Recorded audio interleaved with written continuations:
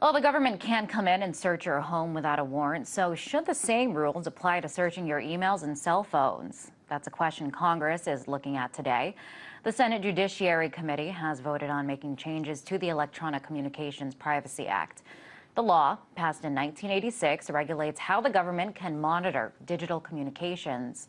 But these days, Americans their lives have drastically expanded in the cyber and digital world. This is raising questions as to how far authorities can go in searching the vast amounts of information stored in cyberspace. Well, the proposed amendment would require police to get a warrant if they want to sift through your personal online or cell phone information. For more, let's go now to RT White House correspondent Christine Frizzell. She is on Capitol Hill. Hi there, Christine. First off, I want to ask you what the latest is there on this bill.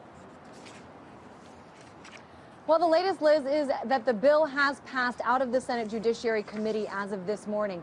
This is, in the eyes of a whole lot of people here, the first major hurdle. Of course, the bill has yet to face the full Senate and the House. But as of now, what this says is that, yes, as you mentioned, police and other federal agencies must obtain a warrant in order to have access to any individual's electronic communications. We're talking about stuff that's stored in your Gmail, Google Docs, in Facebook and Twitter. Before, the law was much different, and it's really crazy to think that we have gone this long, that the last version of this bill was, as you said, back in 1986. It's 2012 now, and they have finally done this. And something important that I should mention is that as of just a few days ago, there was some different language in the bill that made it so that 22 agencies, federal agencies, like the Federal Communications Commission, the Securities and Exchange Commission, would have been able to obtain information simply by saying it was necessary to an investigation. They would have been able to do this without a warrant. That language has now been removed. Privacy rights advocates, people with the American Civil Liberties Union, a lot of libertarian organizations, even Grover Norquist, whose name we've been hearing quite a lot, the president of Americans for Tax Reform. All of these sort of different fashions have come together, and they've said, you know what, this is a good thing. The government should not be able to do this without getting permission. Just one other aspect of the bill I want to mention is that if they do obtain a warrant, language in the bill says that unless it's a threat to Homeland Security, that they have to let the person know. They have to let you know if they, in fact, get a warrant to get your electronic communication. So really a victory in the eyes of quite a few privacy rights advocates. Now, the president of the Senate Judiciary Committee is Patrick Leahy, a Democrat from Vermont. He's been around for quite a long time now. Even when this first bill was passed, I spoke to his office a little while ago. He says this is a huge victory. This is much needed progress. He spoke on camera just a little while ago. 3 decades after the enactment of ECPA, Americans face even greater threats to their digital privacy. We witnessed the explosion of new technology and the expansion of the government's surveillance powers. And I might say those powers are not just the federal government, but state governments. Well, currently, and until this bill becomes law, it was very easy for agencies to get access to anything that's been stored on a third-party server for more than 180 days. So that's about 6 months. If you've kept something, as we do, Liz, as most of us do, often keep emails and private communications because, as we know, we have so much storage.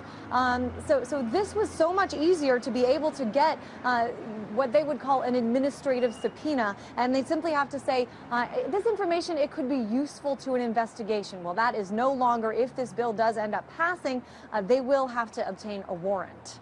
Well, Chrissy, it sounds like there is a lot at stake here, especially since a lot of us conduct a lot of our lives online. What kind of concerns does this raise in terms of our Americans' Fourth Amendment rights? Well, I mean, quite a few, and it's very simple. I mean, the bottom line is for so many people in so many different federal agencies to simply be able to say, you know, this could be helpful or useful in an investigation. That could be anyone. That could be you. That could be me. That could be anyone. And it has been that way for years now. I'm sure, you know, people involved in the General Petraeus scandal would have preferred that this legislation would have already been passed. It's really crazy to think. I mean, think back to 1986, Liz. A lot of our viewers, first of all, weren't even born then. Crocodile Dundee and Top Gun were the top two movies of that year, and nobody knew anyone other than people deep into government or the IT world who even knew what the internet was. Information stored electronically for more than 180 days back then was unheard of, and mostly it would seem to be forgotten about. Today, you know, I can find emails from years and years ago in one of my email addresses. So it's just a needed piece of legislation, and it's just crazy to think it's taken this long. Wow, Christina, you mentioned those movies. That really does put it into perspective that times certainly have changed. So I think it's pretty clear that this law, as it stands, the ECPA, has become pretty outdated. Well, it has, and we should, you know, really hammer home that has just passed the first hurdle. It has just gotten out of committee today, and it got out of committee with the removal of that language that would have made it much easier for some of these federal agencies to have access to electronic communication without a warrant.